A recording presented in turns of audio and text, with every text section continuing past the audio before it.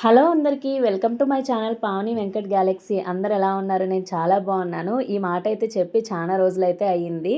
ఈరోజు కార్తీక సోమవారం కదా, సో అమ్మ అయితే పొద్దున లేచి గుమ్మం దగ్గర పూజ అయితే కంప్లీట్ చేసుకొని నదికి వెళ్ళడం అయితే అవ్వలేదు. సో ఇంకా ఇంట్లోనే వాడలైతే వదిలిందనమాట. ఈ ఫస్ట్ అయితే ఇంట్లో పూజ అయితే కంప్లీట్ చేసుకొని శివదేవుడి పూజ చేయడానికైతే అమ్మ అయితే మొక్కుకుంది. 16 వారాలు సోమవారం వ్రతం ఉంటుంది కదా, ఆ పూజ అయితే చేద్దామని అయితే అనుకుంది. ఈరోజు మంచి రోజు అని చెప్పి ఈరోజు అయితే స్టార్ట్ చేసింది.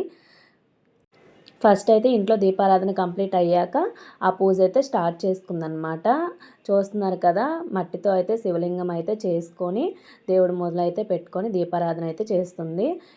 ఈ పూజకు వచ్చేసి స్పెషల్గా అయితే గోధుమ నూకతో ప్రసాదం అయితే చేస్తారనమాట. అలాగే పాలు ప్రసాదం పెట్టి మనం మట్టితో చేసుకున్న శివయ్యకి అయితే బిల్వ పత్రాలు ఉంటాయి కదండి, అదే మారేడు దళాలు, వాటితో అయితే పూజ అయితే చేసుకుంది. అలాగే 16 సోమవారాల వ్రత కథ అయితే ఉంటుంది, ఆ కథ చదువుకొని పూజ అయితే కంప్లీట్ చేసుకుంది. మీలో ఎంతమందికి ఈ పూజ కోసం తెలుసు, మీలో ఎంతమంది ఈ పూజ చేసుకున్నారో నాకు తప్పకుండా కమెంట్ చేయండి. అలాగే వీడియో నచ్చితే లైక్ చేయండి.